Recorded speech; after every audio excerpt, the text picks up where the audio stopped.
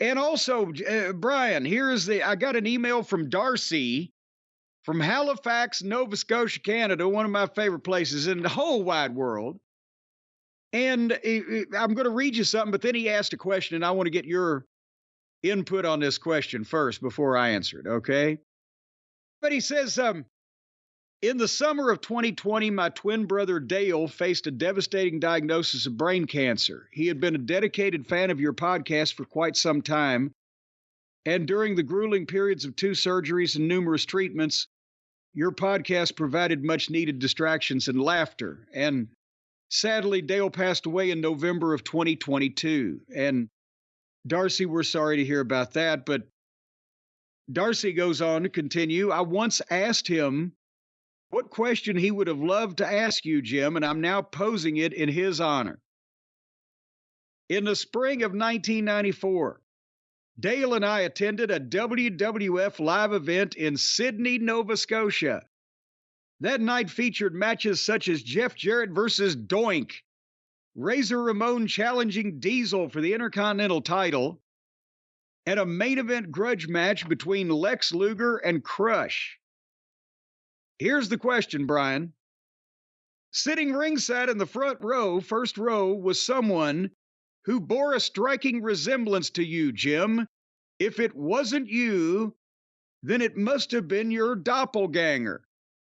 Assuming it was you, could you please shed some light on your role in the WWF during that time? This is Nova Scotia, you said?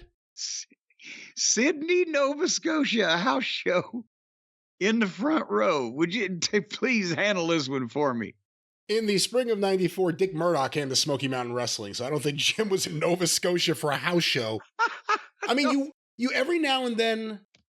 Did you do any house shows in 94? I mean, I was trying to think maybe the Garden, but did you do any house shows? I think I did do the Garden, I think, in 94. And actually, no, maybe I didn't as a house show because the 94, the Garden was like in January. They were going to have their own Royal Rumble, and that's when me and bodies got snowed in Knoxville. We got all that fucking snow. And I actually had said, fuck it, I'm going home while I can still get there before they officially called the flight off because I wasn't going to take off in that weather.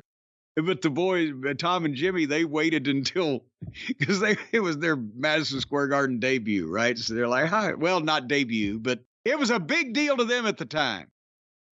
But nevertheless, I'm fucking with you, Darcy, because if I was at a house show, it wasn't in Sydney, Nova Scotia, because I still was mostly in Smoky Mountain Wrestling. I was just doing television and pay-per-view events for the most part with the WWF, but also I wouldn't have been sitting in the front row.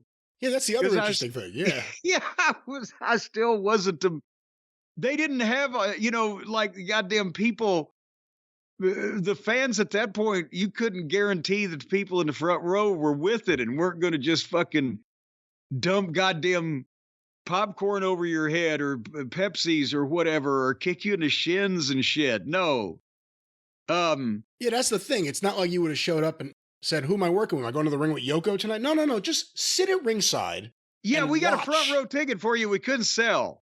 So just watch everything. No, it was not part of some type of subterfuge or anything. That wasn't me. But now, because if it looked like me, he had to be almost same age as me. So it couldn't be like and also I've never been to Sydney, Nova Scotia in that way, or any way, actually, come to think of it. So there you go. We did go to Halifax that time that I tried to fucking pull Bucky Beaver's teeth out, but no.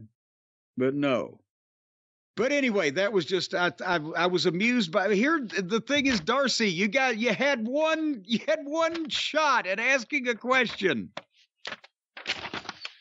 Could have been, who knows what was the meaning of life, Jim? See, I could have filled you in on that, but now nobody's going to know because you didn't think to ask it. I'm just not going to tell you.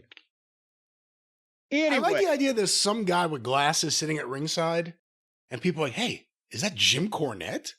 Well, also, he was carrying a tennis racket and wearing a pink suit, but no, I kid. I josh.